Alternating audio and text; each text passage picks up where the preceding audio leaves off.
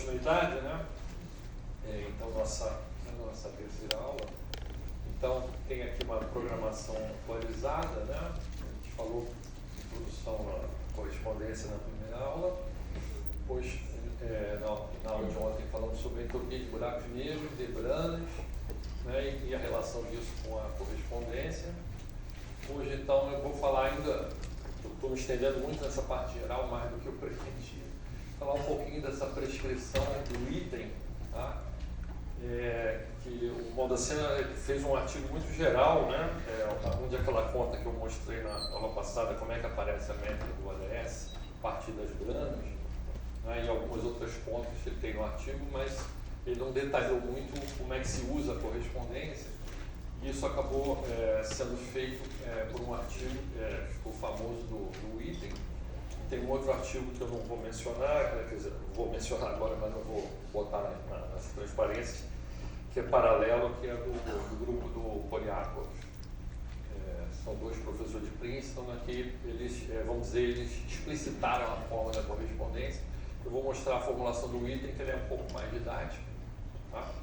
E também o modelo de item. Esse modelo de item ele já é, então, uma primeira aplicação da correspondência já em física, pensando em QCD, essas coisas. Eu vou falar sobre isso e depois falar de um modelo que eu trabalhei. Eu e o Nelson Braga, um colaborador da UFRJ, nós participamos da proposição desse modelo, tá? E aí, em princípio, nas aulas seguintes fica mantido esse cronograma.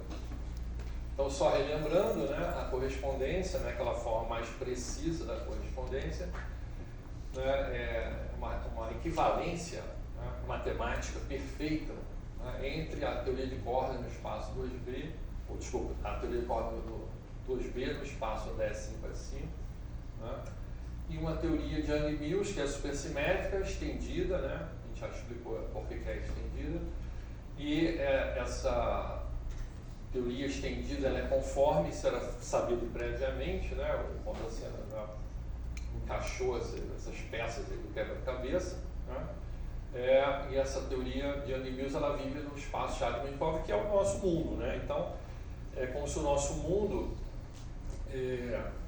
pudesse ser mapeado, né, num mundo em 10 dimensões, né? Você fala, numa teoria de corda, você fala, pô, foi coisa doida, né? Não vou fazer isso de jeito nenhum, né? Nosso mundo é tão bonitinho, eu vou mapear numa teoria de cordas 2B em 10 dimensões, mas é que, né, por causa dessa propriedade aqui, né, da teoria fortemente acoplada em 4 dimensões ser mapeada numa teoria fracamente acoplada em mais dimensões, problemas muito difíceis de serem resolvidos na teoria de Yang-Mills ou insolúveis, eles viram problemas solúveis na teoria de mais dimensões, né, como o negócio do novelo que você desnovela, né? Tem até um paralelo que eu esqueci de botar nessa transparência também, mas lembrei agora, que o Poliakov, né, e esse outro professor lá, que também deu as prescrições, ele fez escreveu um artigo, né, logo depois da correspondência, dizendo que a correspondência é como se fosse uma versão daquele mito da caverna do Platão, né? E as pessoas estão presas na caverna e só veem as projeções, né? Só veem as sombras e ouvem as vozes, então pensam que o mundo é bidimensional só com sombras, né? Aí um dia um deles consegue fugir da caverna e descobre que o mundo, né, é colorido, né? Então ele fala assim, ele faz um paralelo, né? Que é como se o nosso mundo a gente vivesse dentro da caverna, né, e o mundo lá fora fosse lá o mundo da teoria de cordas e tal. Então é como se fossem dois mundos, né? Através dessa equivalência usada, né? Então só para relembrar aqui. Bom, então essa prescrição do item que ganhou ele é um físico matemático, né, ganhou a medalha Fields em 1990, né, em 98, então, logo depois da correspondência, ele então escreve um artigo bastante detalhado, explicando como é que a gente pode calcular coisas que o Baldacena não tinha explicado, como é que se calcula alguma coisa nessa teoria, né? Então ele propõe, está relacionado com a palestra do Rudnay, né? Só que numa outra linguagem, esse Z aqui é a função de partição, né? O Rudnay falou várias vezes aí da função de partição, Então isso aqui é a função de partição, né? Esse campo φ é o campo que está, que eu vou usar essa nomenclatura bulk, né? Seria o miolo, né? Os campos que estão dentro do espaço ADS, né? Então seria esse campo φ aqui, por exemplo, né? E esse φ0 é o valor que esse campo tem na fronteira, tá? E essa outra teoria, né, a teoria do Yang-Mills, né, ela vive exatamente nessa fronteira do espaço ADS, que tem o ADS 5, essa fronteira tem 4 dimensões. Cadê aquelas outras 5 dimensões? As outras 5 dimensões, como a gente falou, está na esfera, né? Está naquela hiperesfera de 5 dimensões, que não vai ser importante para a gente, que ela tem a ver com a supersimetria, né? Ela determina a supersimetria da teoria. Então, nesse sentido, né? Mas a parte dinâmica dos campos, a parte dinâmica dos campos, a gente vai se concentrar na parte do ODS, né? Então, uma parte da prescrição é que a função de partição da teoria da fronteira, que é uma teoria CFT, Conformal Field Theory, né? Uma teoria conforme, em função desse φ0, que é o valor limite lá do campo da fronteira, né? Pode ser escrita assim, né? Pode ser fatorada como o φ0 vezes alguma coisa que sobra da ação. Alguma coisa que sobra da ação é esse tal operador O, tá? Que vai ser bastante importante para a gente. Tá? Esse operador O é o operador da teoria conforme, né? No caso nosso da Yang-Mills. Tá?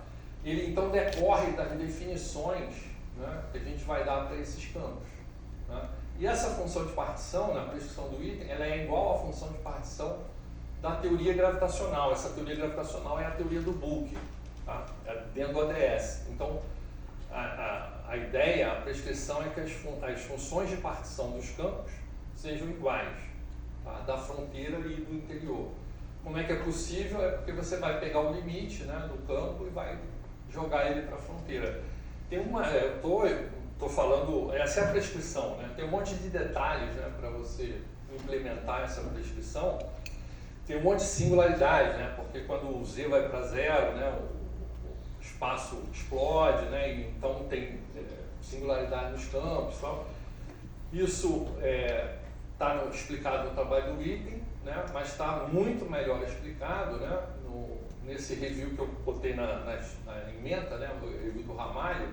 Ele abre essa conta, mostra todas as passagens, todas as singularidades. Então, quem quiser olhar com calma, né, é uma excelente revisão, assim, com muito detalhe, muito bem feita. Eu vou só dar uma ideia geral aqui, tá?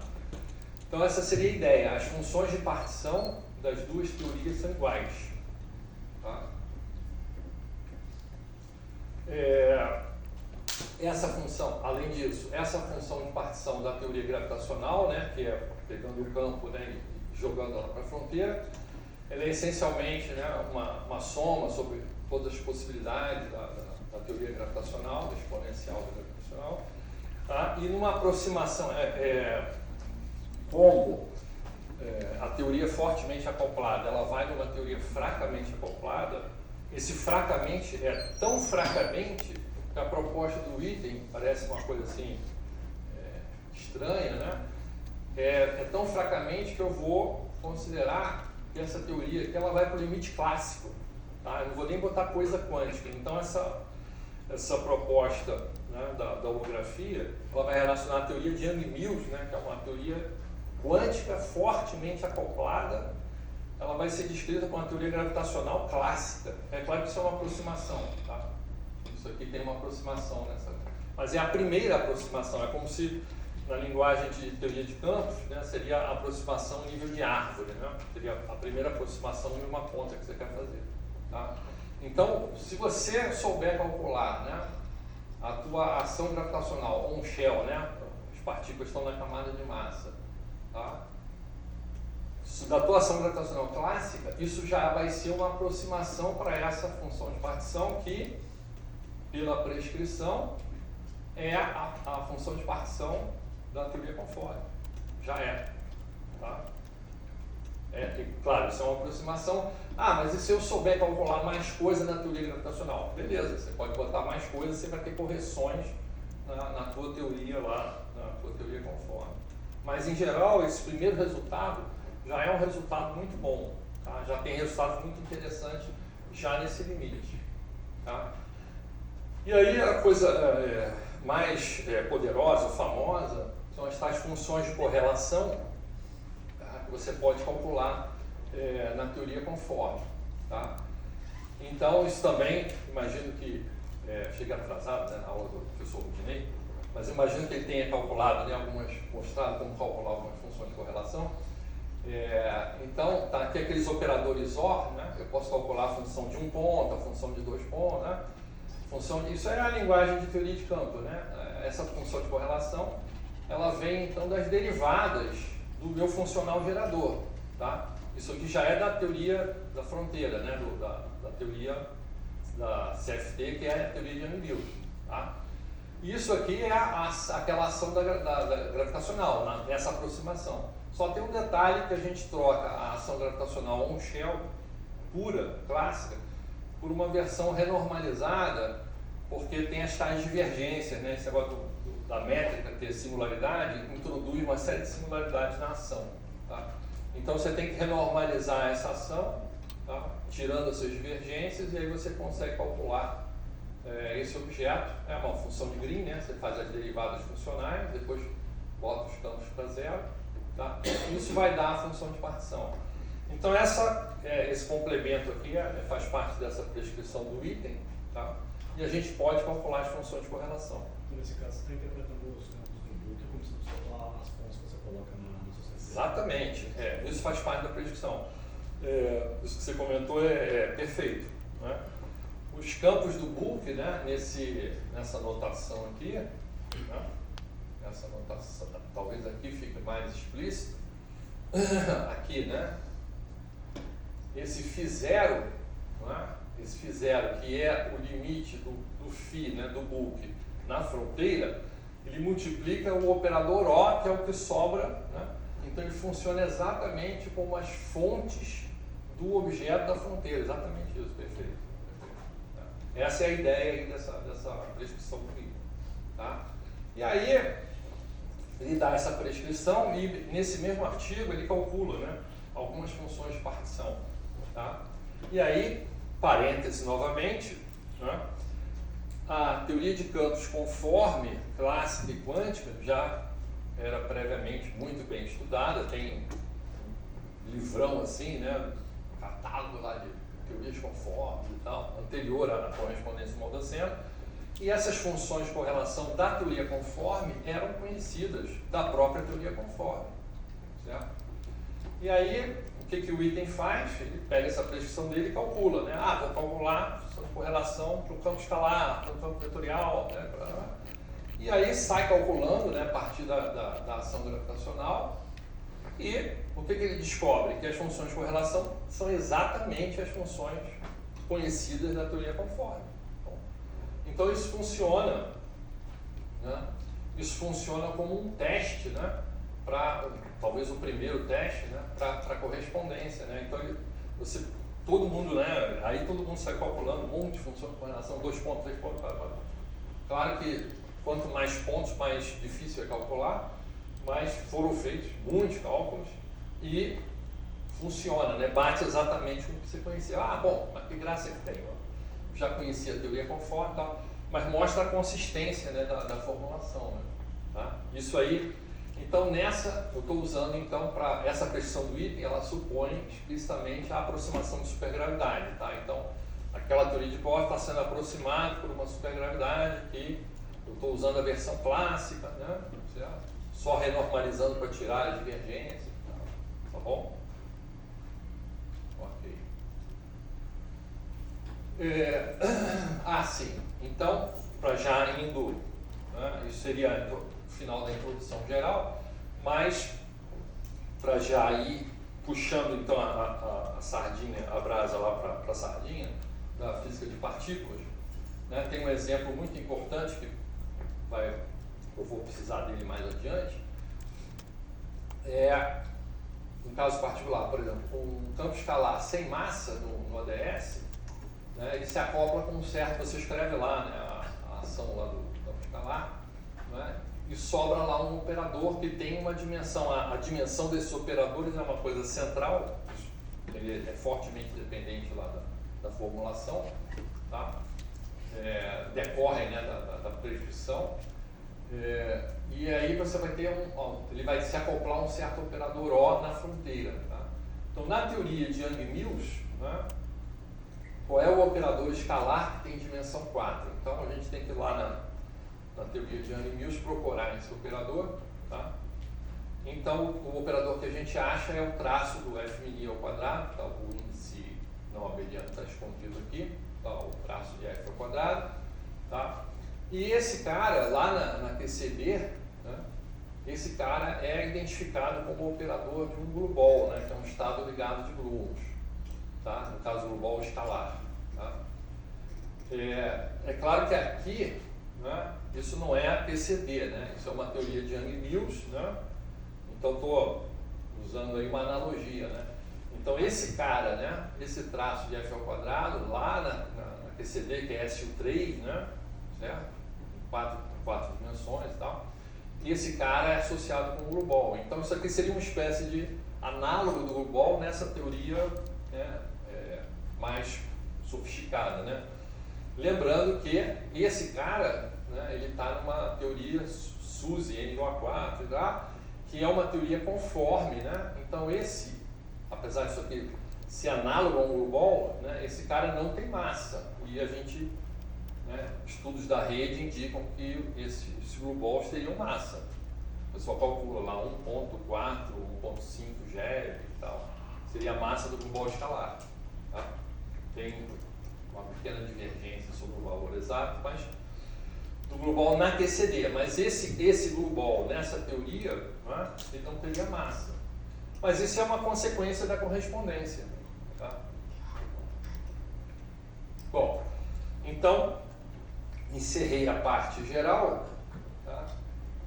Um pouco de atraso, e agora quero ir então na direção das aplicações.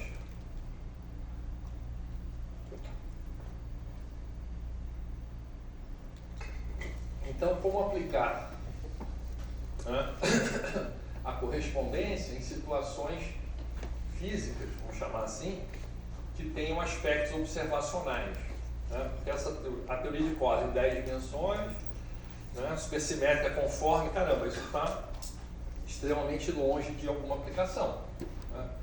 Então, a gente vai construir modelos, né, que trazem, né, que pegam, né, elementos dessa correspondência, mas trazem também elementos de coisas observacionais que a gente em outras teorias físicas. Então, pensando, por exemplo, então existem muitas aplicações, né? Mas pensando na física de partículas, né, no modelo padrão e tal, a gente ainda não observou, né, a supersimetria, né? Ela foi procurada no LHC, né, não se achou, né? O pessoal estava muito esperançoso, mas não, até 600 GeVs, isso foi descartado e tal, teria que aparecer uma partícula, não apareceu e tal. Então, assim, o que a gente conhece, né, do modelo padrão até essa escala de energia testada no LHC não tem SUSY. Então, se a gente quer comparar com essas coisas que a gente conhece, né, a gente deveria quebrar, né, a supersimetria, né, de alguma maneira, essa supersimetria que está na correspondência, né, mas essa nova teoria ou esse modelo que a gente vai trabalhar deveria não ter supersimetria. Né? E outro aspecto também que a gente precisa alterar, né, é que a gente precisa quebrar a simetria conforme, né, que a simetria conforme ela proíbe a existência de qualquer escala de energia, massa, comprimento e tal, e tudo que a gente mede tem escala. Né? Essa mesa aqui tem uma escala e tal, nós temos um tamanho, né, esse canetinho e tal. Então a gente precisa de um padrão para medir, né? Eu vou comparar aqui, né, dois objetos, olha, esse cara mede 2 vezes isso aqui e tal. Né? E então essa simetria conforme não permite, né? Não permite comparar tamanhos, né? Massas e tal. Então a gente tem que, se a gente quer um modelo que, né, vá nessa direção dessa física, né, que observa coisas com tamanho, com energia, com massa, tal, a gente precisa quebrar essa simetria conforme. Então isso aí vai na direção dessa física observada, vamos dizer assim.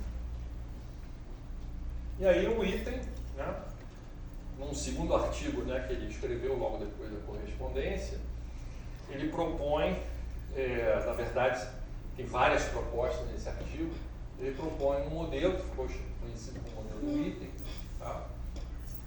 Onde ele pega essa teoria, né, em 10 dimensões, né, e imagina compactificações nessa teoria, né, com reduções dimensionais, tá? E argumenta que essas compactificações, né, gerariam um buraco negro, tá, dentro do espaço anti-de Sitter. Tá? E aí, a ideia é que esse buraco negro, tá, ele vai ter um tamanho, vai ter um horizonte, né? Aí já surgiu um tamanho aí na história, né?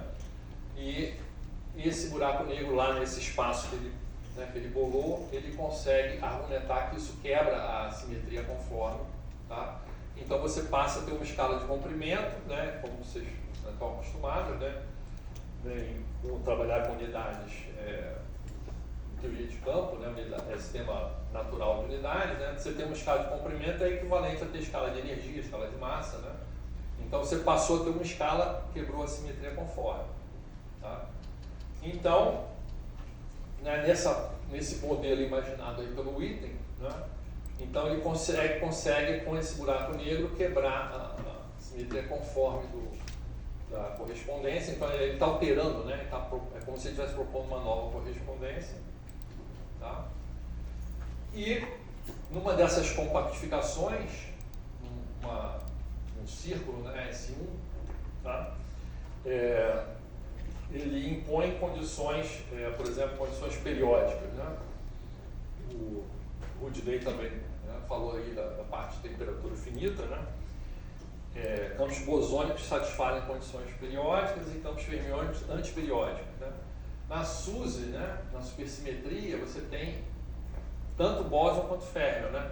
Então, se você escolhe condições periódicas ou antiperiódicas, escolhe uma delas para os dois, você automaticamente quebra a supersimetria, né? Não tem como satisfazer a supersimetria com uma única condição de contorno, tá? Então ele bota condições de contorno, por exemplo, periódicas e quebra a supersimetria da teoria.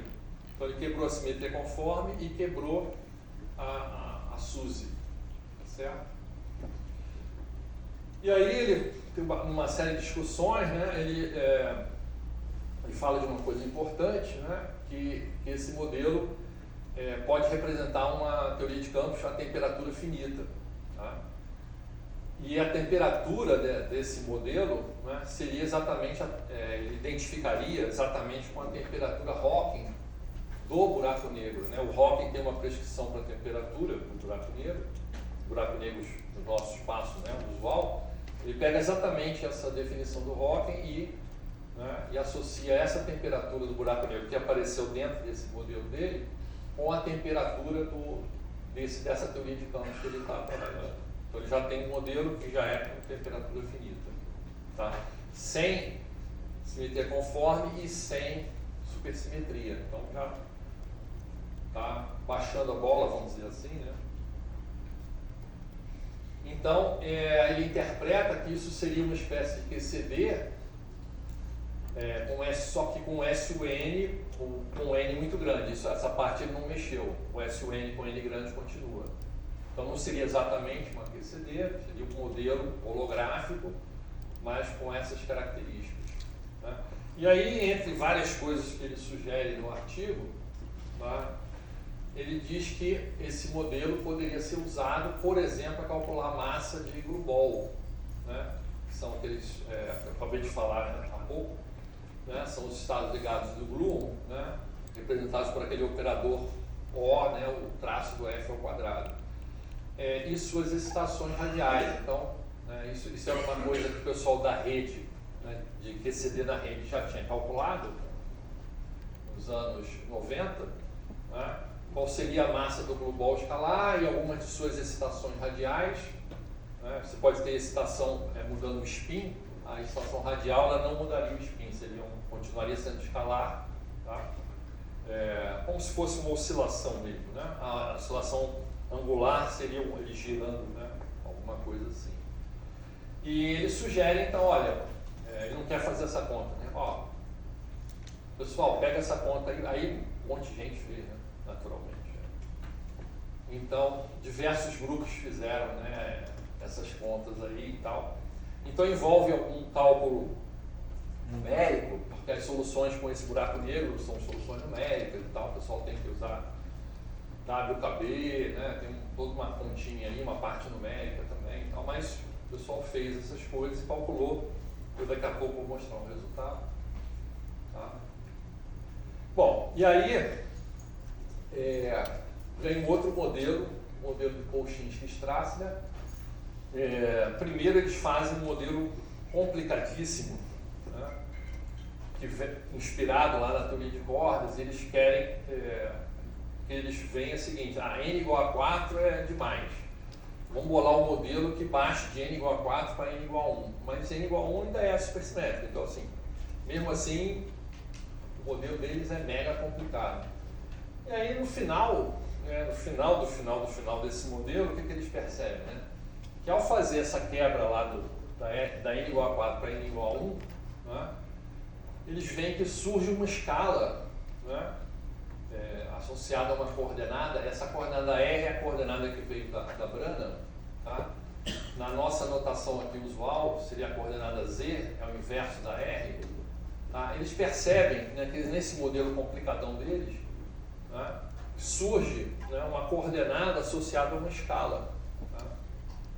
E aí o que eles fazem? Eles falam assim: bom, então vamos nos abstrair totalmente aqui desse problema, vamos esquecer toda essa confusão, né, de como é que n igual a 4 cai para n igual a 1, né? E tem todo um mecanismo para fazer isso. Vamos pensar só no seguinte: vamos propor que existe uma escala R mínimo, né, no espaço antidecíper, uma coordenada especial lá, R mínimo. E eles associam a existência desse R mínimo a uma massa de Blue Ball. Eles pensam assim, né, nesses Blue Balls que eram conhecidos, né, do pessoal da teoria da rede, né, com as excitações e tal. Então, vamos associar esse R mínimo com a massa do Blue Ball mais leve, né? E aí eles têm um protótipo de modelo, né, sem as complicações lá do n igual a 1 que eles tinham inventado. Tá? E aí, com isso, eles conseguiram estudar, né, o espalhamento desses Blue Balls, né, botar um problema de espalhamento, tá? E conseguiram calcular a amplitude desse espalhamento e tal, e bate com o resultado, a menos de fatores numéricos, lá, pequenos detalhes, bate com o resultado da QCD. É um negócio impressionante. Isso aí foi um PRL desde 2002. Tá? E logo depois eles usaram essa mesma ideia para calcular uma outra coisa que o pessoal de partículas faz, que é o espalhamento profundamente inelástico. Eles têm um JREP do ano seguinte. Eles conseguem usar essa ideia para fazer um espalhamento inelástico via, né, esses modelos de ADS-FT, mas com essa questão, né, de quebra de simetria conforme e quebra de supersimetria. Então, modelo não supersimétrico e não conforme. Tá? Inspirado na correspondência, mas com essas diferenças. Né? Então, para a gente, né, a coordenada que eu estou usando a maior parte do tempo, né, a coordenada Z é o inverso, basicamente, da coordenada R. Né? Então, a existência do R mínimo, né, seria um Z máximo. Né? Então, é como se a coordenada Z vai de 0 a infinito, né? É como se agora o espaço antidecíper ele não fosse infinito. Né, o espaço que a gente considera vai de 0 até um certo Z máximo. Isso tem um tamanho, né? Esse tamanho representa uma escala de tamanho, uma escala de massa, uma escala de energia. Tá? Eles usaram lá naquela outra coordenada, né? Cada um usa uma coordenada diferente. Tá? Para nós, para o nosso uso aqui, seria uma coordenada Z máxima. Bom, e aí vem o modelo de parede rígida, né, que o meu colega Nelson Braga e eu, né, propusemos, né, em 2002, ou 2001 na verdade, o artigo saiu em 2002 e depois, né, saiu nessa outra publicação na PJC também. Então a gente estava trabalhando nessa coordenada Z, né?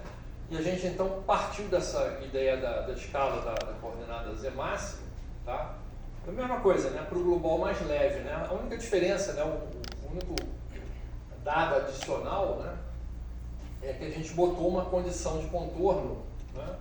Sobre essa coordenada. Lá no Pouchinhos que eles trazem, só supunham que existia essa condição e pronto, né? A gente, não, vamos botar uma condição de contorno, tá? Terminando o espaço ali realmente, né? Aí, daí o nome parede rígida, né?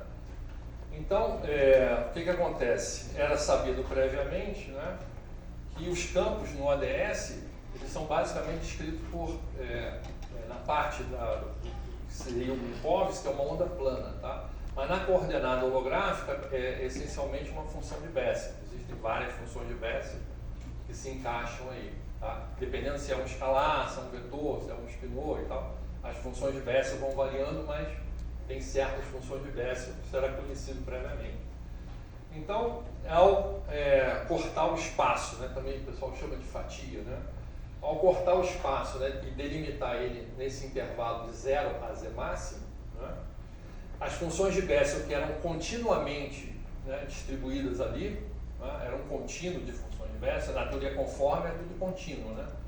Então, ao botar essa condição, né, e dizer, vai ser Dirichlet, ou Neumann, por exemplo, ou Robin, né, uma condição nesse Z máximo, o número de funções de Bessel, em vez de ser infinito, passa a ser um número discreto de funções de Bessel. Alguns modos, é como se fosse um problema de corda vibrante, né?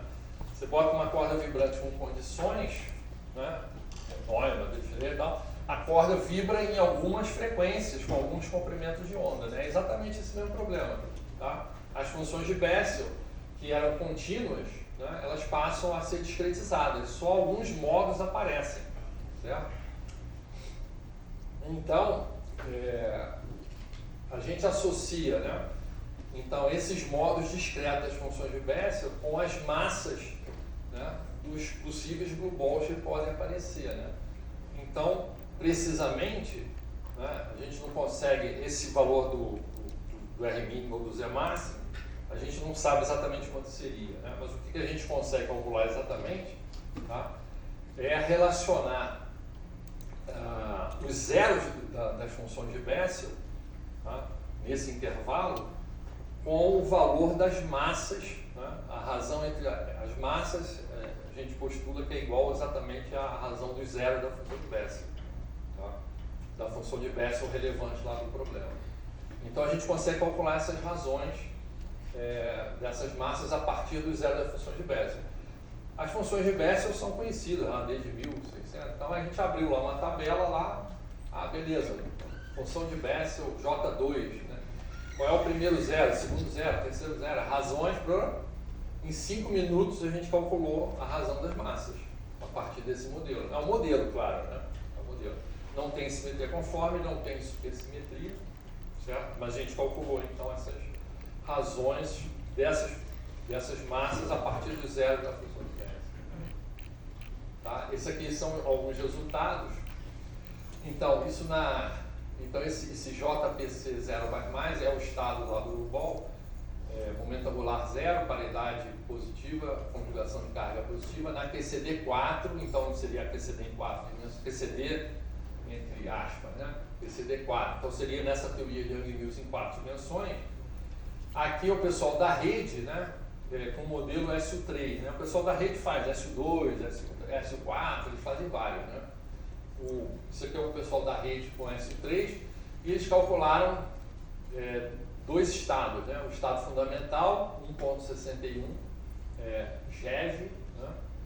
1.61 GeV é mais ou menos o que se espera desse blue ball, com algum erro, né?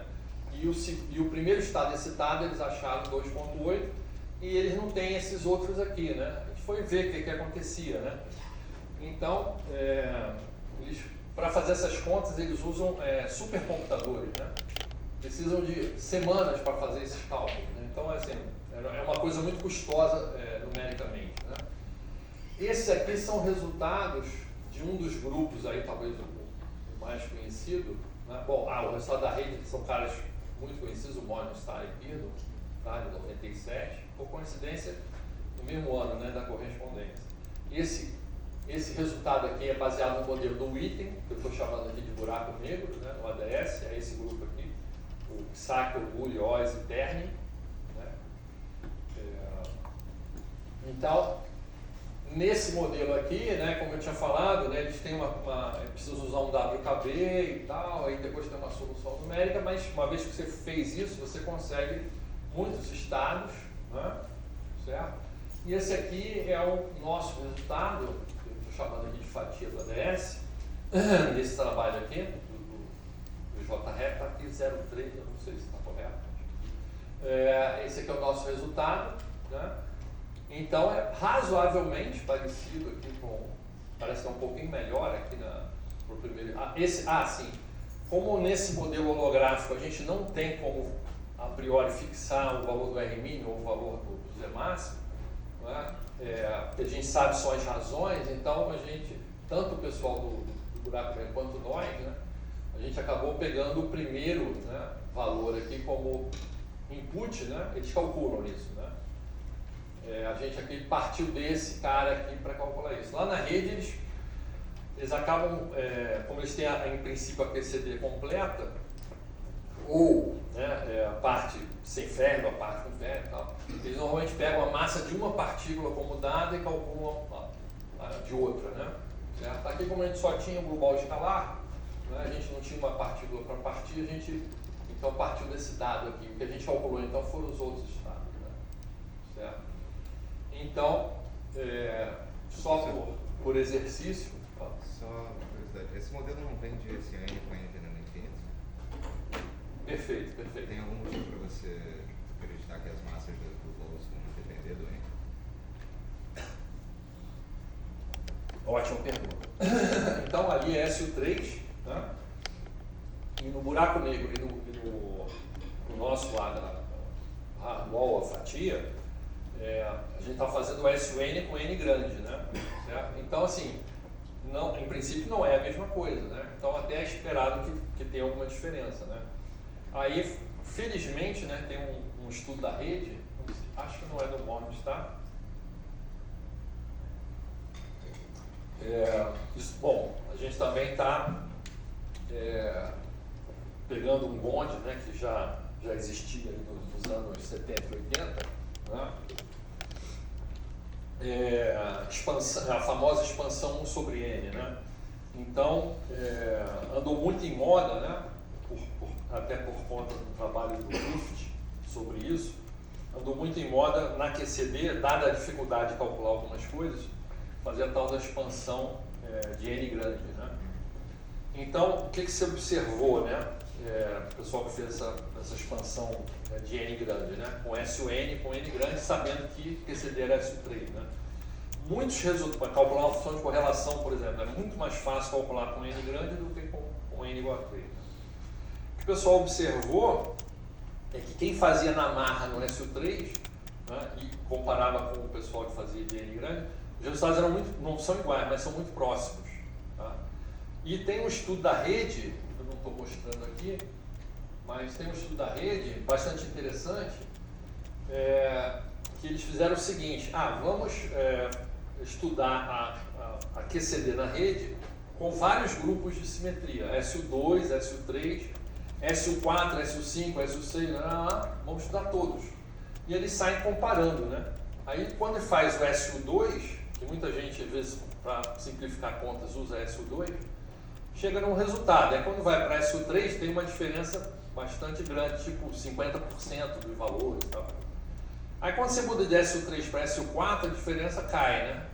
SU5, SU6, SU7, SU8, eles concluem o seguinte: o pessoal da rede diz, olha, quando a gente chega em SU8 não muda mais nada, assim, claro, né, sei lá, 5 casas decimais, não sei quantas casas decimais, eles já não conseguem mais distinguir, né, dentro do erro e tal, o SU7 do SU8. Então vamos parar nosso estudo aqui, né? Aí eles até brincam que SU8 é igual a SU infinito, né?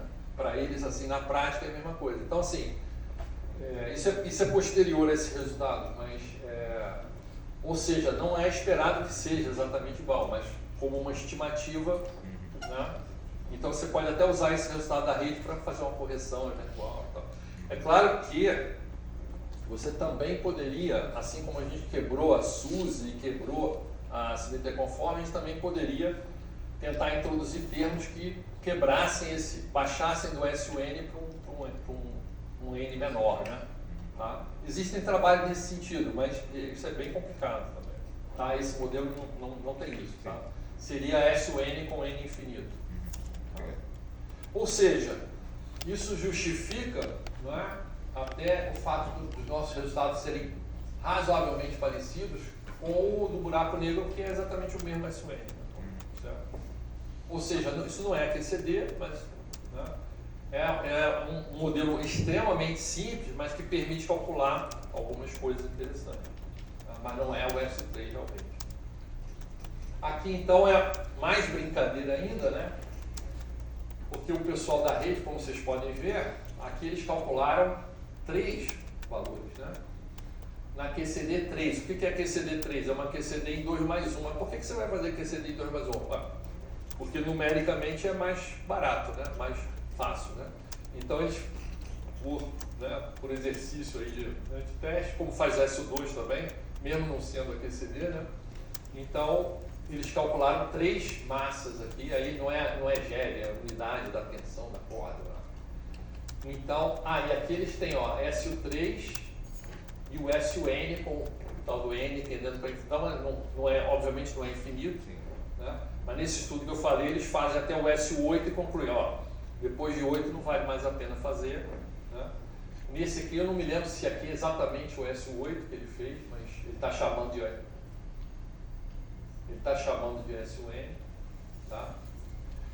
Então aqui a gente pode ver a diferença, né? Nessa QCD, vamos dizer, de brincadeira, de 2 mais 1, fica mais fácil de brincar aqui, né?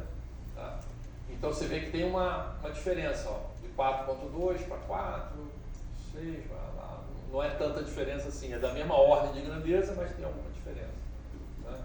E de fato, né? Aí o que a gente fez? Né? Aí nós e o pessoal do buraco negro, né, adotamos essa aqui como referência, né? Mas não tem esse resultado do outro lado, né? Aí a gente até falou, pô, não dá para vocês falar, não dá para fazer, é muito custoso, custa muito, né? Demora muito, nós vamos fazer outras coisas, tudo bem. Então, aí temos essa comparação nessa QCD3 aí, né? Então o resultado aqui naturalmente é melhor, né? Certo? O resultado aqui é mais próximo. Né? Apesar que o nosso aqui está dando 7, lá é 5, 6.5. Então, quer dizer, na verdade, os nossos resultados são muito parecidos com esse aqui, né, na verdade. Ou seja, a comparação com a rede não é tão boa para a gente, mas com o buraco negro do item, né, com o modelo é uma comparação bastante boa. Então, assim, nesse sentido, o modelo é vantajoso, né, em relação ao do buraco negro. Certo? E aí esse modelo de parede rígida aqui, então foi, né, a gente usou para calcular global, massa de globals escalares. Né, esses globals eles são previstos pela QCD, né, mas até pouco tempo nunca tinham sido confirmados observacionalmente. Tá? Coisa de 2 anos atrás, né, um grupo na China, um grupo experimental na China, observou, né, um global com sigma 5 ponto alguma coisa, então bastante confiável, né? Mas não é esse global escalar, é um global exótico, tem um spin e tal, é um global mais pesadão, tá? E esses mais leves aí não foram detectados experimentalmente, então a gente tem que olhar para a rede mesmo, né? Tá? Então esse modelo de parede rígida, né? O que seria o modelo de parede rígida? Então é esse que você, vamos dizer, corta o espaço antes desse item, num Z máximo, né? Certo? E estuda as funções de Bessel, né? Estuda os modos das funções de Bessel ali dentro do bulk, né? E relaciona isso com os estados da fronteira. Né? Então, em 2 artigos que saíram no PRL em 2005, Ehrlich e companhia e o Brodsky e Teramon. O Brodsky é um cara famoso da QCD, já lá dos anos 70, mas está ativo ainda, um colaborador dele, o Teramon.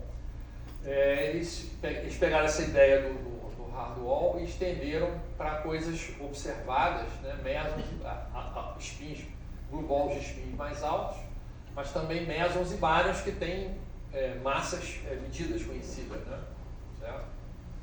E no Terabon e Brodsky em particular, né, eles também desenharam, né, fizeram o gráfico de uma coisa famosa nos anos 50, que são as trajetórias de Red, né?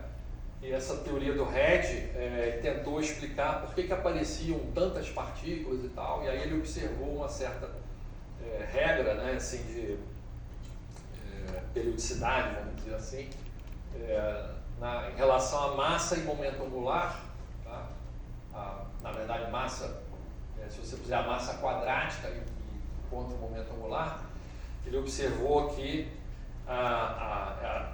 essas partículas, né, de mesmas famílias, elas se arrumavam em certas linhas que eram aproximadamente retas, né? E isso é uma coisa anterior a QCD, né? E a QCD, como isso está no regime de baixas energias da QCD, isso é muito difícil da QCD reproduzir. Mas então nessas teorias holográficas a gente consegue reproduzir isso, eles encontraram, né? Então isso aqui é o resultado lá deles, né? Isso aqui é o resultado para mesons, está muito pequenininho para ler, né?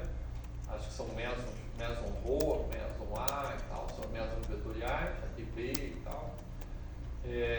E aqui são os baryons, duas famílias de baryons, núcleons, né? Começando no próton e nêutron, tá? Isso, e algumas excitações, tá? E aqui o delta, aqui tem spin meio, aqui tem spin 3 meios, tá? E excitações com o momento angular crescendo, né?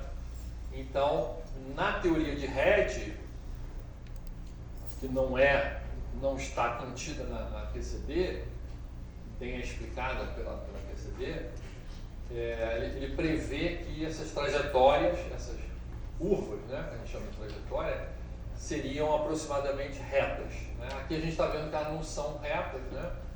Elas são meio curvas, elas são na verdade parábolas nesse modelo da parede rígida, tá? Elas são na verdade parabólicas, tá? Você pode deduzir isso a partir das propriedades das funções de Bessel, tá? E vou fazer uma propaganda aqui do pôster do Rafael, né, do estudante de doutorado. A gente reanalisou esse modelo, né? Esse modelo então é do início dos anos 2000, né? Meados dos anos 2000. A gente reanalisou esse modelo, né? E a gente introduziu um elemento novo nesse modelo, que foram as dimensões anômalas, uma coisa que tem na QCD, tem teoria de campos, e já tinha sido estudado em ADS-FT também, como introduzir dimensões anômalas, mas assim, uma coisa meio teórica, né? E a gente pegou então essa ideia, que também é do grupo lá do Poliápolis, um cálculo semiclássico, a gente trouxe essas dimensões anômalas para dentro do hardwall, né? E a gente consegue melhorar muito essas trajetórias, elas ficam mais lineares também, tá? As massas são, aqui por exemplo, ele não está mostrando as massas, ele escondeu um pouco as massas, tem um erro aí de 10, 15, 20%, dependendo da massa. A gente consegue erros bem menores, 2% e tal, e trajetórias muito próximas da linearidade. Então a gente consegue, assim, com esse advento de incluir as dimensões anômalas no modelo, melhorar bastante esse modelo. Tá? Muito bem. Aqui então, foi uma sequência aí, que eu fiz com o Nelson, né, e um pós-doc, o Hector Carrion, que depois foi trabalhar na Federal do Rio Grande do Norte, tá? A gente então estudou blue balls de spins mais inspirados nesses trabalhos, né, do Brodsky, do Terabon e tal. A gente então considerou também as excitações variando o spin, o momento angular, né, que aqui está no J, né, o momento angular dos blue balls também, tá? Também tem algumas previsões do pessoal da rede e tal. Então, esses pontos aqui são os nossos pontos. Você vê que essa curva, né? Essa curva aqui ela é nitidamente uma coisa parabólica, que é o que vem do modelo, né? E essa reta aqui seria uma espécie de média que a gente tomou, né? Para tentar aproximar desse tal Pomeron, né? Que é uma partícula virtual, vamos dizer assim, que é observado já há muitos anos também, no espalhamento de hadrons, espalhamento próton-próton, por exemplo. Analisando a seção de choque, se percebe que existe somente no meio do espalhamento, não nem antes nem depois do espalhamento, mas só durante, parece esse tal Pomeron aí,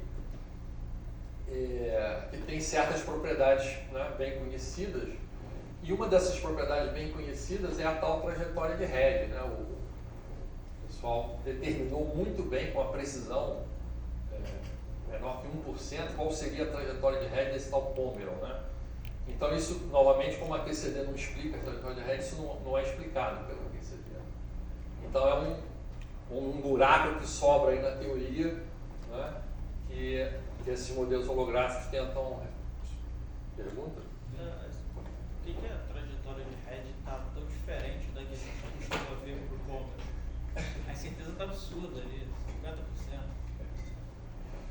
Porque o modelo é muito precário, né? Ah, tá. Essa trajetória de Regge que você está colocando é a trajetória de Regge obtida pelo Hardwell. Pelo modelo. Isso é de Dirichlet? É porque o Rafael, né, que é o que vai apresentar, ele conhece a trajetória, né? Eu não botei aqui a trajetória conhecida do Pomeron, né? Ela tem dois termos, né? Tem dois números, né? Um é o coeficiente linear, o outro é o coeficiente angular, né? No Pomeron experimental, esse número aqui seria 0,25, então está muito bom. Está dando 26, mais ou menos 0,2, essa parte do coeficiente angular está muito boa. Essa parte aqui está bem ruinzinha, porque o Pomeron tem que ter um intercepto, né, um coeficiente linear, que é 1,08. É 1, você consegue demonstrar até que seja 1, mas tem uma correção quântica e tal, que é esse 0,8. Então, 80, né, mais ou menos 40, está dentro da faixa, porque pega o 1, né? Mas o erro é muito grande, né? Então esse modelo é bem precário, né? E o Rafael também trabalhou nisso, a gente melhorou bastante esse tipo de resultado, né? Com esses adventos de botar dimensão anômala no modelo, melhorou muito. Essa parte aqui eu diria que está razoável, né? Seria 25, a gente achou 26, então está bem, eu acho razoável. Aqui está dentro do erro, mas realmente o erro aqui é gigante, né? Tá? Basicamente porque esse modelo do Hardwell, ele dá uma trajetória parabólica que a gente está aproximando para uma reta. Assim. Para poucos pontos isso faz sentido, né? Mas se você tivesse, né, que botar 10, 20 pontos, sei lá, né, isso seria horrível, né? Então nessa faixa aqui a gente vê tá, essa reta aqui, né, seria o esperado, está mais ou menos passando nos pontos, se você botar uma barra de erro aqui e tal, né? Vamos dizer, aceitável, né? É uma primeira tentativa, né? Certo? Não é um bom resultado, certamente. Mas é alguma coisa que a QCD não consegue descrever, né? Então, esses modelos holográficos ajudam nesse sentido, né? Tá? Mas realmente é um resultado que pode e foi melhorado, né? Foi melhorado.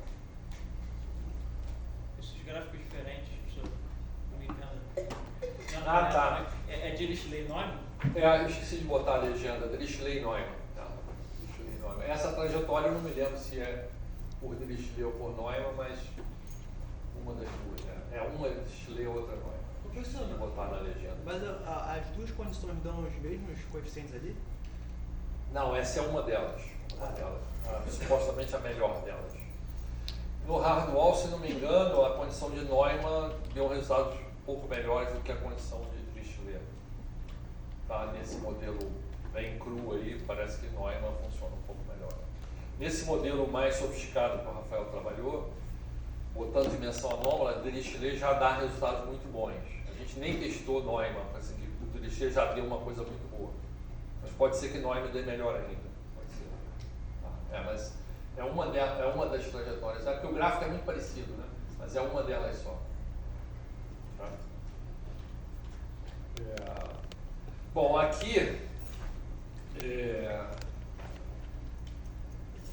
como é que eu estou de tempo? Hã? Então, aqui uma outra consequência desse modelo, eu vou precisar depois detalhar mais, mas a gente também com o Nelson e com uma pós-doc, a Cristine Ferreira, que ele está em Campos,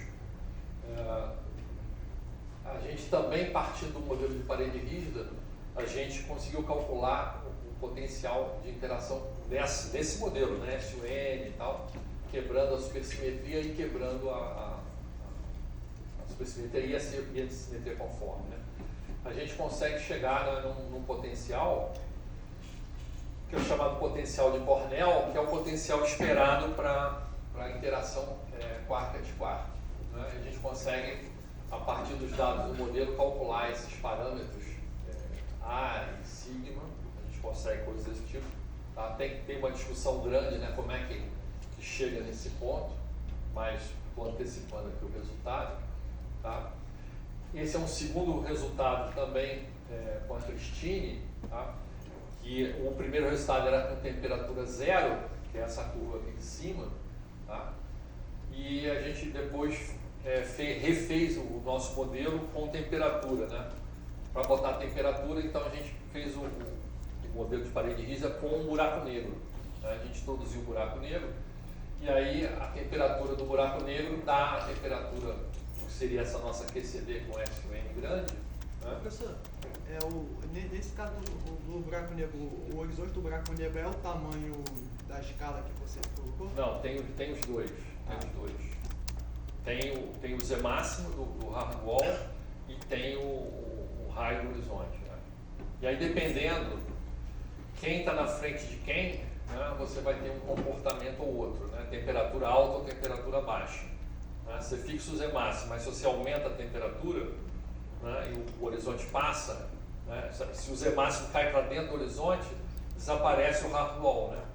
Certo? É um modelo desconfinado, né? Certo? Seria a temperatura alta. Seria esse caso aqui, né? Tá? Você bateu na temperatura crítica, tem a temperatura crítica que é exatamente quando eles coincidem, né? E se você aumentar a temperatura,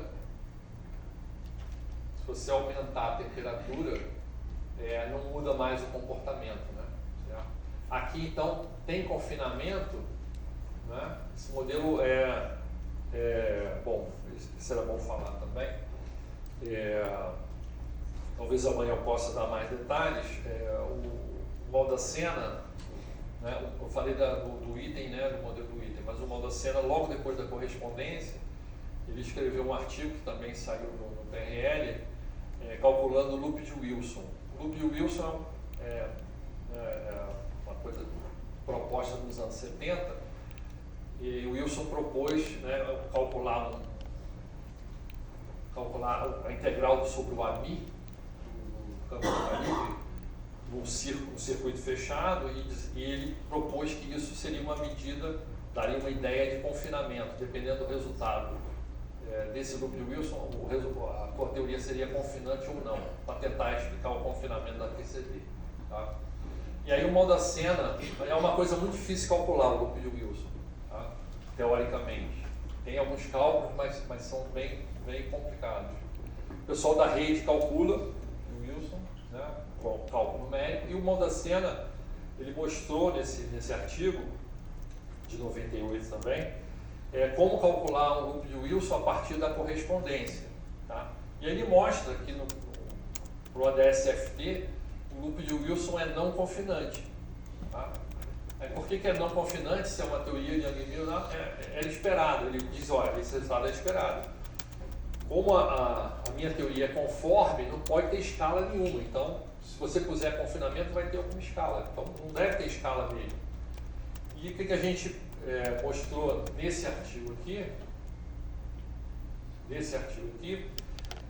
A gente, no modelo de parede rígida, o que a gente fez? Né? A gente botou lá o tal do Z máximo, né? E a presença do Z máximo, né, justamente provoca, né, o fato O que seria o potencial não confinante? Né? O potencial não confinante seria um potencial coulombiano, tá?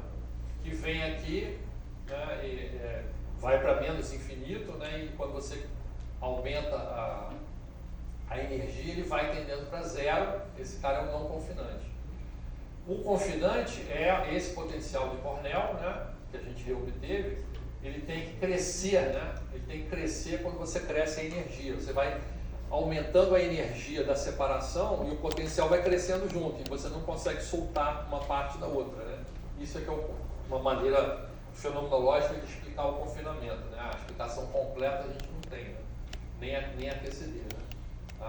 Então, se o potencial ele cresce linearmente, esse potencial então é confinante. A gente então mostra aqui, ao colocar a parede, né, no hardwall, tá?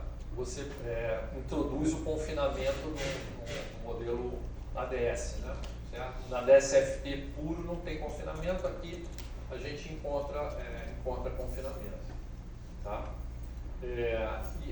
E nesse trabalho seguinte, né, tá aqui a temperatura zero, né, tá aqui o potencial confinante, e o que a gente mostra é que quando coloca o buraco negro, né, dependendo então das posições relativas, né, da temperatura alta ou baixa, né, a gente consegue, né, ir desconfinando, né, aos pouquinhos, né, o modelo até chegar numa temperatura crítica. Aqui desconfinou, né?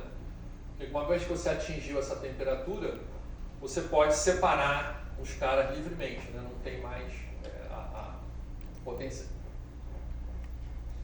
O potencial não aumenta mais quando você aumenta. Isso aqui é a distância, né? Infernos. Então você pode aumentar a distância livremente, que os caras, né, não aumentam a energia de ligação, né? A energia de ligação atinge um patamar e não aumenta mais, né? Certo? Você pode aumentar a temperatura, isso não muda, né? Mas se você baixar a temperatura abaixo da temperatura crítica, que no caso sobe aqui, né? Por exemplo, 190 MeV, né? Tem confinamento, né? Tem algum potencial linear confinante, né? Certo?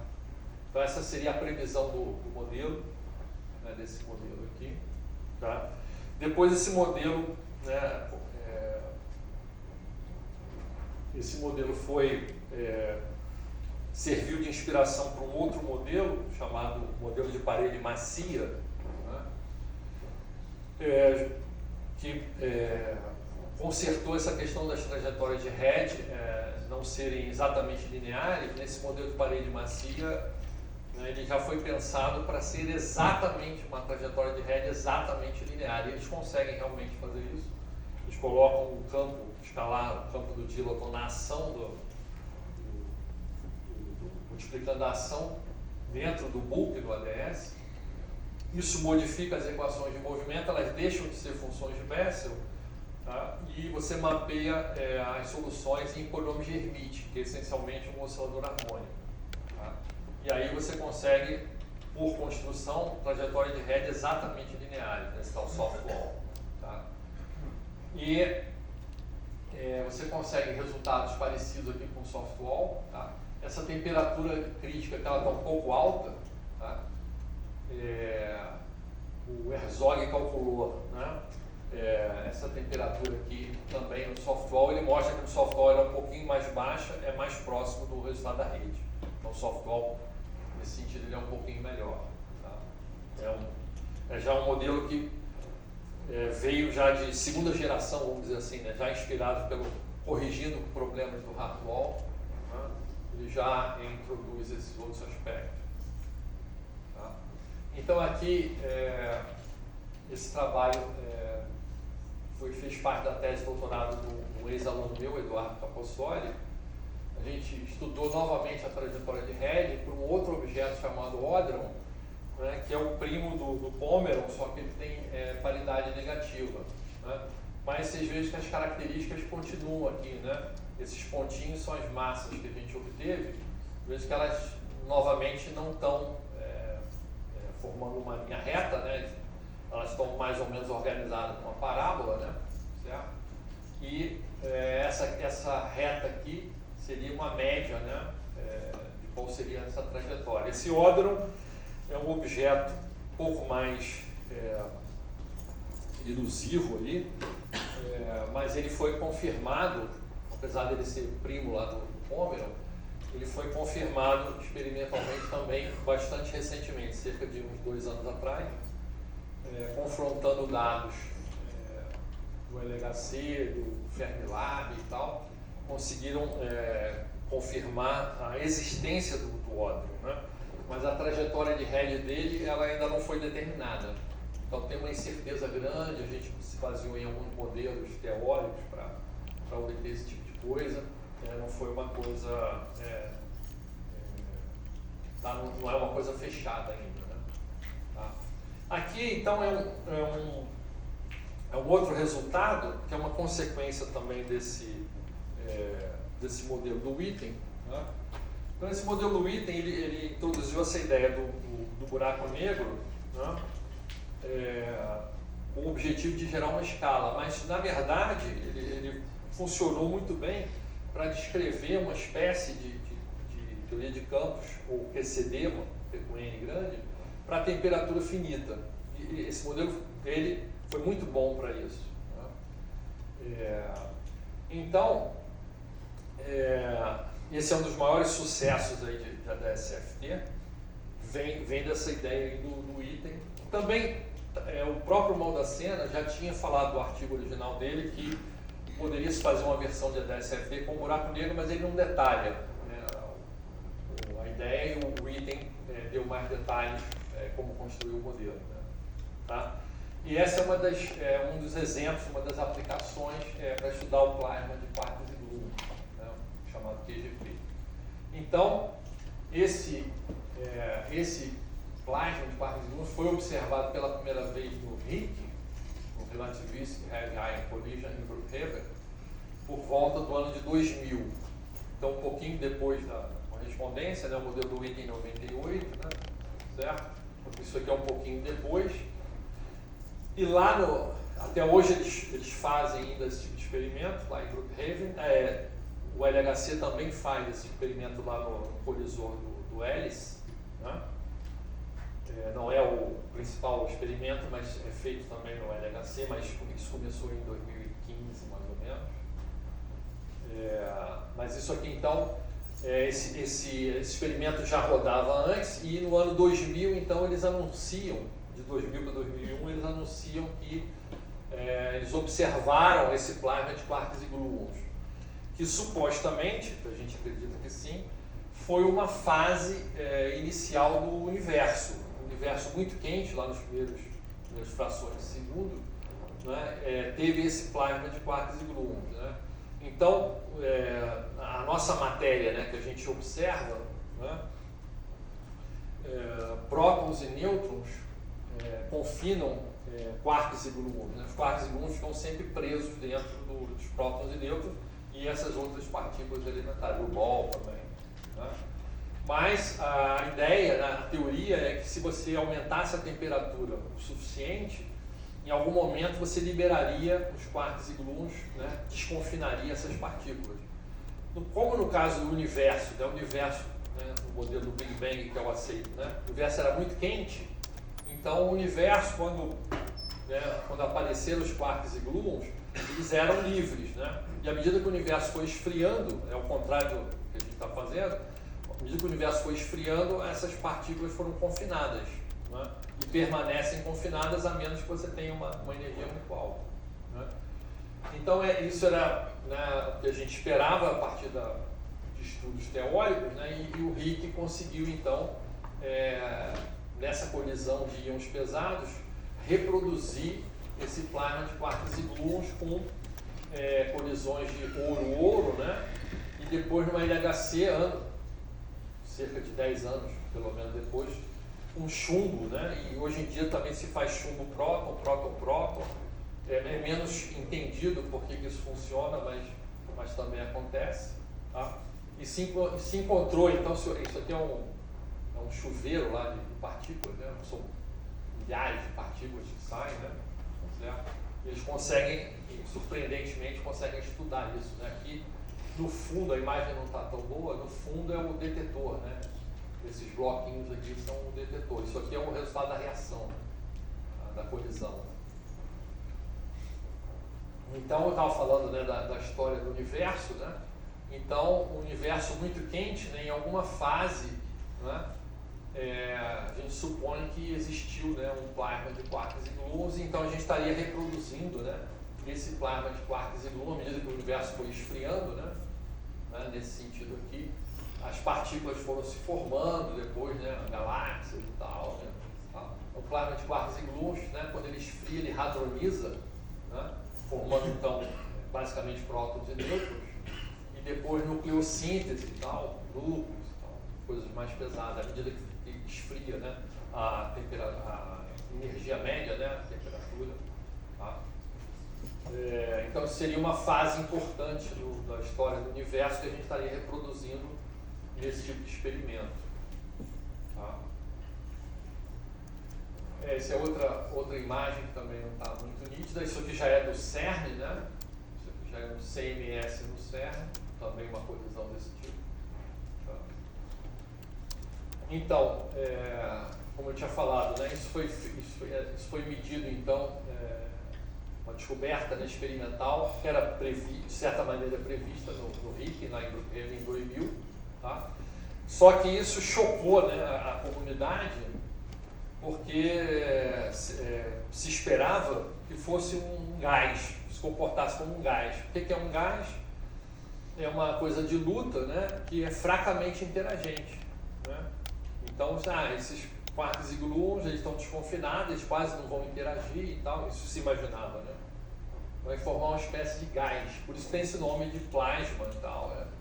Mas, na verdade, né, essa descoberta, né, surpreendente como é que você consegue medir isso, né? Ela se comporta como um fluido, né? Então, o que é um fluido? Né? É alguma coisa que não tem forma definida, mas interage bastante, né? Certo? A gente pensar em água, né? As moléculas da água estão interagindo o tempo inteiro, muito mais do que num gás, né? O gás é diluto, né? Interage muito pouco, né? Uma colisão eventual e tal. No fluido, as colisões são muito frequentes, né? Muito intensas, né? Certo? E eles mediram, né? E descobriram, então, experimentalmente, que esse tal plasma de quarks e gluons se comporta como um fluido e, mais surpreendentemente ainda, de viscosidade, né? Eles mediram a viscosidade desse tal fluido e ele é próximo de zero. Na verdade, eles disseram, se você olhar o press release lá do RIC, ele vai dizer, fluido de viscosidade zero. É que zero tem um erro experimental, então tem uma faixa ali mas a medida deles é zero. É um fluido, é um negócio impressionante, né? É um fluido de viscosidade zero. Né? Seria um fluido ideal. Tá? Seria esse tal plasma de quarks e gluons. Né? Então, por ser um fluido, não é? Esse cara, por consequência disso, ele é um sistema fortemente interagente. Né? Se fosse um gás, beleza, o gás quase não interage e tal. Vamos usar a teoria de perturbação e tal. Mas, como ele é fluido, né? Então ele é um sistema fortemente interagente. Né? E aí, modelo holográfico, né? Usando aí as ideias da SFT, que ele é bom para modelos que têm interação forte, né? Certo? Então, esses pesquisadores aqui, o Policastro, Sons e Tarinex, né? Publicaram, né, em 2001 PRL, usando esse modelo do item, né? Do buraco negro, né?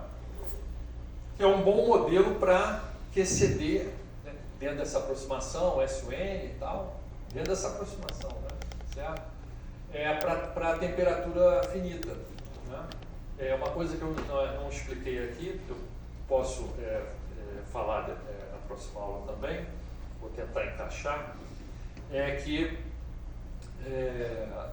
tem essa questão do confinamento, né, na QCD, e vocês já esperavam, né, quando o item fez o modelo ainda não tinha o resultado dele, vocês já esperavam que em alguma temperatura os quarks e gluons desconfinassem. Então você já esperava uma transição de fase desconfinante. Tá? O item, a partir desse modelo dele, constrói O item, então, a partir desse modelo dele, ele consegue construir um modelo de transição de fase, tá? Que é baseado, na verdade, no resultado mais antigo do Hawking, do Stephen Hawking, né? Do Hawking e Page, tá? Que eles encontraram uma transição de fase num estudo que eles fizeram abstrato sobre buracos negros no ADS, né? Parece que, bom, por que os caras estão fazendo isso? Né? Aí o Witten pegou essa ideia, trouxe para o modelo dele da QCD, e o Witten então mostra que esse modelo dele pode descrever uma fase confinada, QCD, em altas temperaturas ele mostra uma fase desconfinada. Então esses camaradas aqui, o Policarson e o Starinex, eles pegam então esse modelo em altas temperaturas, que é a fase desconfinada, né?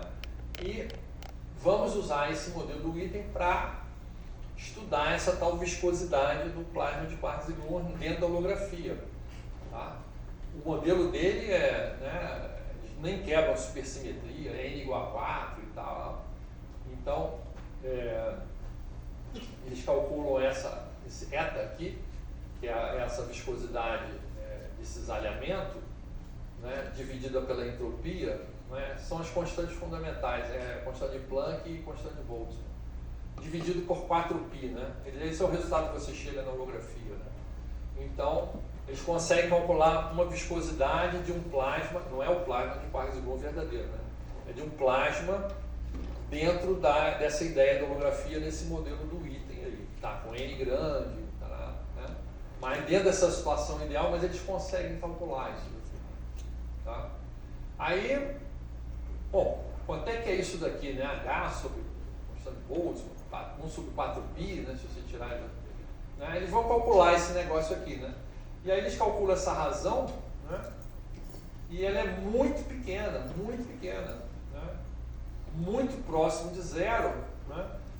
E aí está dentro do erro experimental daquele zero que eles anunciaram, mas tinha um erro experimental, né?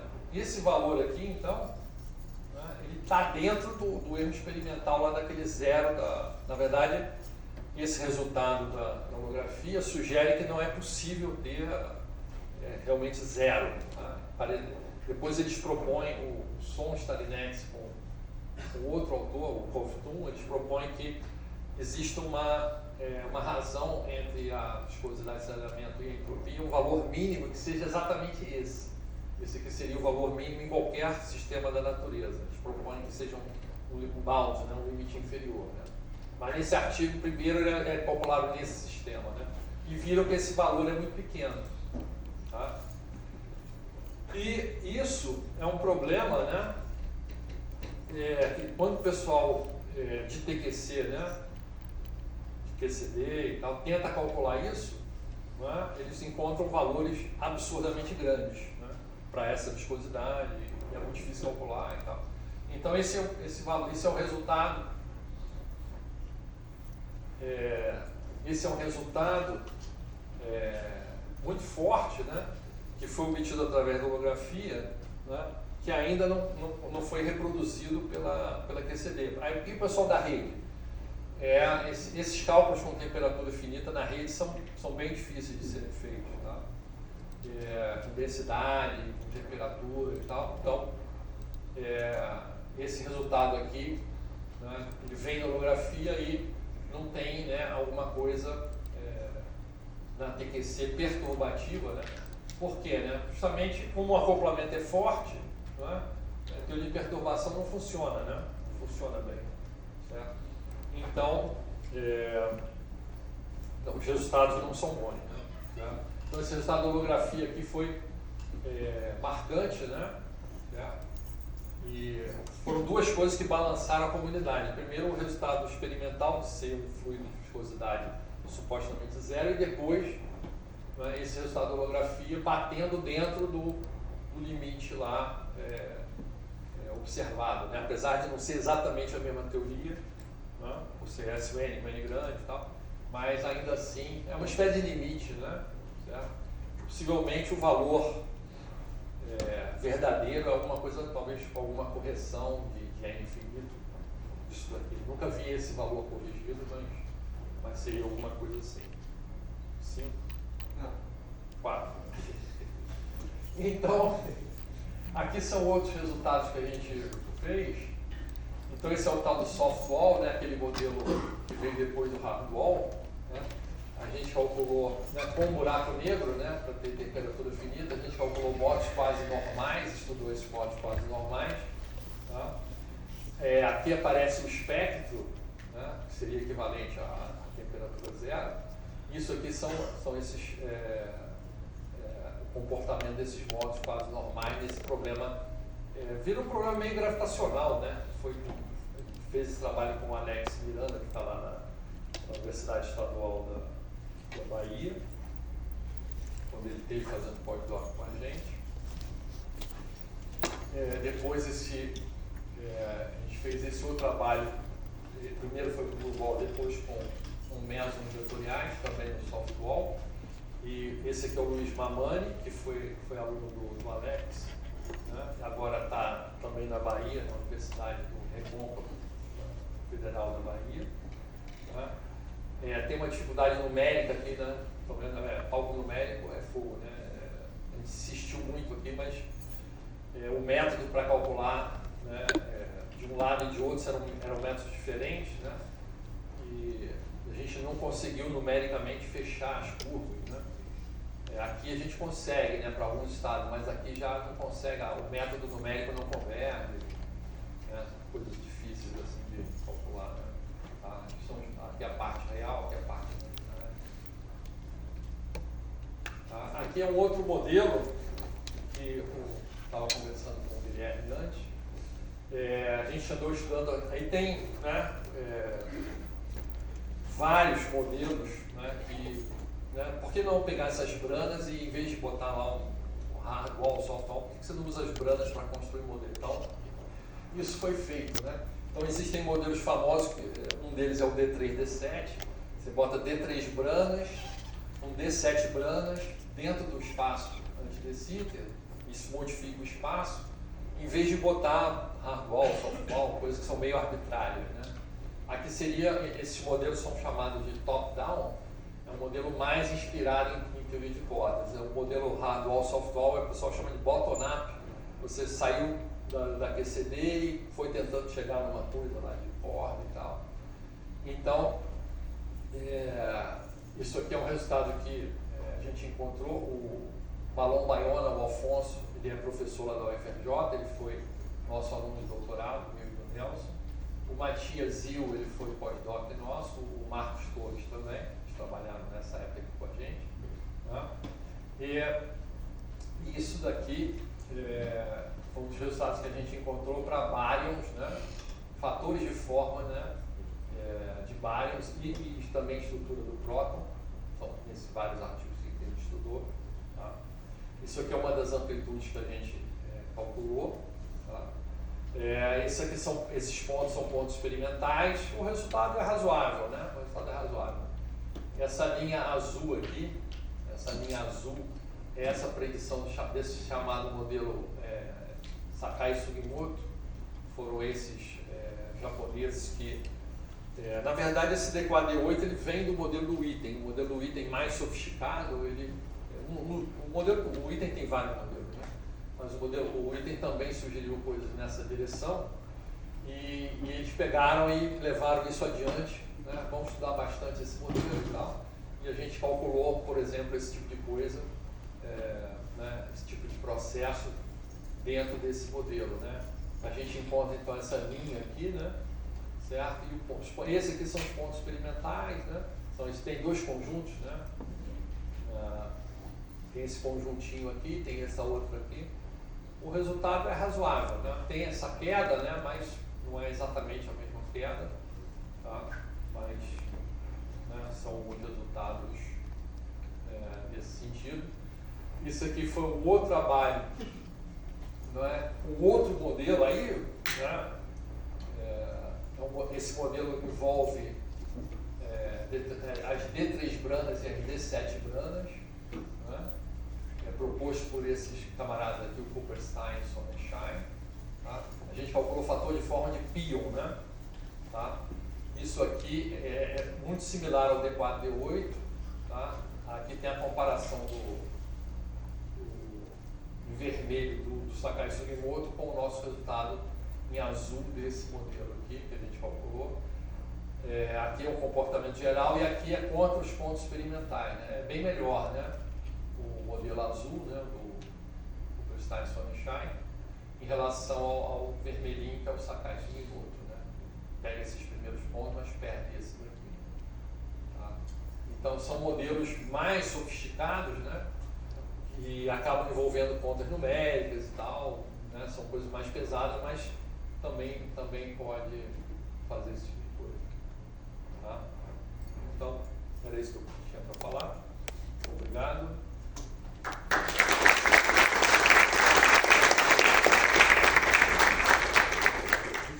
Uma perguntinha rápida.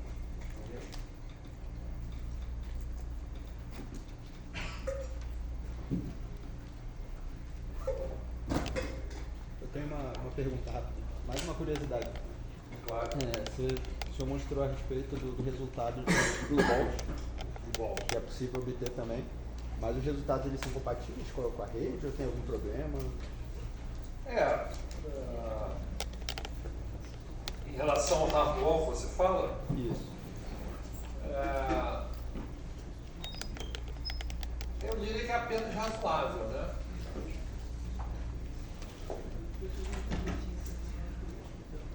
Então, a gente tem duas comparações, né? Aqui é para QCD4, né? Eu diria que é apenas razoável. Né? Aqui é o modelo do derivado do item, né? Vamos dizer assim, que a gente melhorou, né? O item, o modelo que esse grupo aqui, né, tirou do item, 2,38, né? O nosso foi para 2,64, está bem mais perto do 2,8 da rede. Não é igual, mas, vamos dizer, melhorou um pouco. Acho que teve uma melhora. O resto não dá para comparar, né? A gente pode comparar com... Você vê que tem um paralelo aqui, né? O nosso é um pouco mais... Todas elas são um pouco mais altas, né, do nosso, né? Por esse motivo, bateu melhor aqui, né? Isso é na QCD4, né? Na QCD3, que não existe, na verdade, mas é um laboratório, né? Vamos dizer, um laboratório teórico. Aí o resultado da rede tem SU3 e tem SUN, né? Com N grande, né? Mas deve ser um SU8 da vida, né? Então a gente comparou mais diretamente com o SUN grande, né? Certo?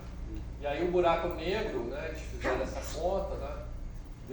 Aí o nosso é muito perto, né? Deu 7,02, mas deu 7, deu um pouquinho menos. Né? Agora o nosso está menor, né?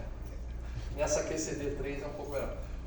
Então tem umas sutilezas assim, né, da construção espacial, né, qual é a função de Bessel, né, tem uns detalhes aí. Aqui parece que está um pouquinho menor, mas o nosso também está mais... Aqui a massa cai, né? Por quê? Né? Bom, do SU3 para o SUN, na rede a massa cai, né? Aí não sei explicar, né? E aí a nossa é um pouquinho menor, né? Mas está um pouco alta, né? Aqui ela está um pouco alta, né? Aqui é quase 8, né? O nosso está dando quase 10, né? Está um pouco alta, né? Então eu diria que não está muito bom, né? Não está muito bom. Nesse sentido, o trabalho que o Rafael fez, a partir de 2023, ele refez essa parte dos Blue Balls, considerando o modelo Hardwall, mas botando mais elementos que essa tal dimensão anômala, tá? Que veio também de um estudo da SFT. A gente incorporou isso no modelo, mudando um pouquinho a dimensão do operador. E aí isso muda a ordem da função de Bessel, muda um pouquinho os zeros. Tá? E aí a gente, na verdade, nessa dimensão anômala, ela dependeria de um parâmetro que é o acoplamento de Tuft, que depende da constante de acoplamento da teoria que a gente, Young-Mills, que a gente não conhece. Então a gente bota um parâmetro arbitrário e faz um ajuste numérico. Então isso permite que a gente tenha um ajuste bem métrico, a gente ganha parâmetros, né? Porque antigamente no hardware original você só tem aquele Z máximo e é um parâmetro, é um modelo de um parâmetro, é um negócio assim, e dá esse resultado aqui, é um parâmetro só, é um negócio impressionante. Nesse modelo da dimensão anômala, você pode ter 2 ou 3 parâmetros livres para ajustar, então dá um resultado bem melhor, né? Não quer dizer que fisicamente, mas você tem mais parâmetros. Né? Lá realmente o resultado é muito melhor. As massas ficam muito próximas, inclusive dos mesos, dos bairros e tal. Melhora muito, mas porque você tem mais parâmetros também. Obrigado.